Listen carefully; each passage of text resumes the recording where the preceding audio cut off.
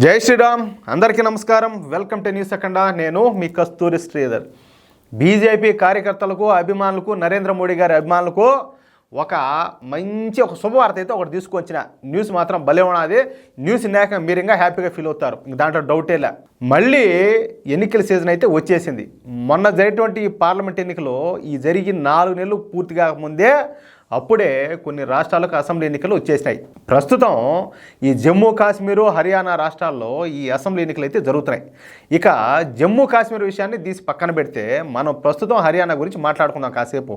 హర్యానాలో అధికారంలో ఉన్న పార్టీ భారతీయ జనతా పార్టీ.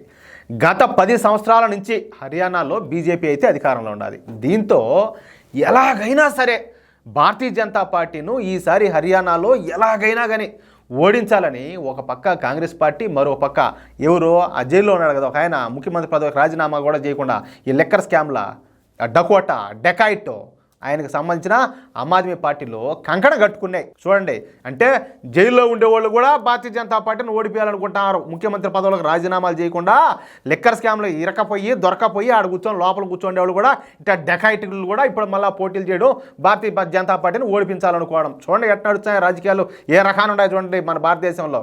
అయితే హర్యానాలో బీజేపీని ఓడించడానికి ఒకరి బలం సరిపోదని చెప్పి ఇందుకోసం 2 పార్టీలు కలిసి పోటీలు చేయాలని చెప్పేసి ఈ కాంగ్రెస్ పార్టీ, అలాగే దాని తోక పార్టీ అయినటువంటి ఈ ఆమ్ ఆద్మీ పార్టీలో నిర్ణయం తీసుకున్నాయి. 2 పార్టీలు కలిసి బీజేపీ అభ్యర్థిపై తమ వైపు నుండి ఒకే అభ్యర్థిని నిలబెట్టాలని చెప్పేసి ఈ పార్టీలు భావించాయి. అంటే ఇప్పుడు సపోజ్ వచ్చేసి బీజేపీ ఎమ్మెల్యే క్యాండిడేట్ ఉంటాడో, ఇప్పుడు నిలబెడితే కాంగ్రెస్ నుంచి అయినా నిలబెట్టాలా, లేకపోతే ఆమ్ ఆద్మీ నుంచి అయినా నిలబెట్టాలా, అంటే ఇద్దరు కలిసి ఎవరో ఒకరినైతే నిలబెట్టాలా. ఆ రకంలో ఒక అండర్స్టాండింగ్ వచ్చారు.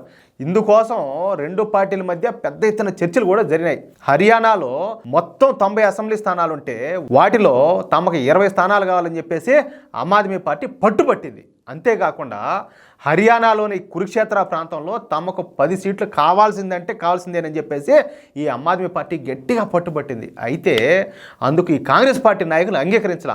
ఆమ్ ఆద్మీ పార్టీకు హర్యానాలో అంత బలం లేదని, వాళ్ళకంత సీన్ లేదని, వాళ్ళకు మహా అయితే 10% ఓట్లు మాత్రమే వస్తాయని చెప్పి, కాబట్టి వాళ్ళకు అన్ని సీట్లు ఇవ్వడానికి వీల్లేదని చెప్పేసి ఈ హర్యానాకు సంబంధించిన కాంగ్రెస్ నాయకులు వీళ్ళంతా కూడా ఎదురు తిరిగినారు. దీంతో ఇంకా చేసేది ఏమి లేక కాంగ్రెస్ అధిష్టానం ఏం చేసిందంటే ఈ ఆమ్ ఆద్మీ పార్టీతో పొత్తును తెగరింపులు చేసుకోక ఇంకా తప్పలా. దీంతో హర్యానాలో ఇండి కూటమి, అంటే ఎవరు ఈ కాంగ్రెస్ కూటమి విచ్ఛిన్నమైపోయింది, అంటే విడిపోయింది, ముక్కలైపోయింది. ఇక ఈ విషయంపై కాంగ్రెస్ పార్టీపై రగిలిపోతున్నటువంటి ఆమ్ ఆద్మీ పార్టీ, ఎందుకంటే వాళ్ళని కలుపుకోవాలా, వీళ్ళు అడిగిన సీట్లో లీలే కదా, ఇంకా అదేంటంటే వీళ్ళ కోపం కదా, పాపం కడుపు మంట బాధ కదా, ఎట్టమంట కలిసే పొత్తుల్లో భాగంగా అట్లేదు అటు ముందుకు పోదాంలే అనుకుంటారు. ఇంకా ఆ విధంగా కాగలేదు కాబట్టి వీళ్ళ కడుపు మంట.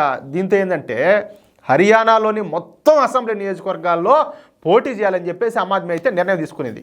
హర్యానాలో ఉన్న మొత్తం 90 నియోజకవర్గాల్లో తమ అభ్యర్థులు నిలబెడతామని చెప్పేసి ఈ ఆమ్ ఆద్మీ పార్టీ స్పష్టం చేసింది. ఇక ఆ దిశగా ఏంటంటే చర్యలను కూడా ప్రారంభించింది. కాంగ్రెస్ పార్టీ, ఆమ్ ఆద్మీ పార్టీలు విడిపోయి పోటీ చేస్తూ ఉండడం నిజంగా భారతీయ జనతా పార్టీకి నెత్తిన పాలు పోసినట్టే అని చెప్పుకోవచ్చు. ఎందుకంటే ఆమ్ ఆద్మీ పార్టీకు అలాగే ఈ కాంగ్రెస్ పార్టీకి కలిసి హర్యానాలో దాదాపుగా 40% ఓటు బ్యాంక్ ఉన్నది. ఇప్పుడు ఈ కాంగ్రెస్, ఆమ్ ఆద్మీ పార్టీలు విడివిడిగా పోటీ చేయడం మూలంగా ఆ ఓటు బ్యాంక్ ఏంటంటే నెట్ట నిన్న సీలిపోతుంది. అంటే హర్యానాలోని సూడో సెక్యులర్ ఓటు బ్యాంకు 2గా సీలిపోతుంది అన్నమాట. అప్పుడు అది ఖచ్చితంగా బీజేపీకి లాభిస్తుంది. తద్వారా ఏంటంటే హర్యానా అసెంబ్లీ ఎన్నికల్లో బీజేపీ మళ్ళా గెట్టబడే అవకాశం ఉన్నది, అంటే మళ్ళా గెలిచే అవకాశం ఉన్నది. అది ఆ కథ. ఎట్లా న్యూసా, గుడ్ న్యూసా కాదా? అది ఈ వీడియోపై మీ యొక్క అమూల్యమైన అభిప్రాయాలను దయచేసి ప్రతి ఒక్కరు కూడా కామెంట్ రూపంలో తెలియజేయాలని చెప్పి కోరుకుంటూ, అలాగే ఈ వీడియో నచ్చితే దయచేసి ప్రతి ఒక్కరు వీడియో చూసేవాళ్ళు ఎంతసేపు 1 సెకండ్ పని అట్లా లైక్ కొట్టండి.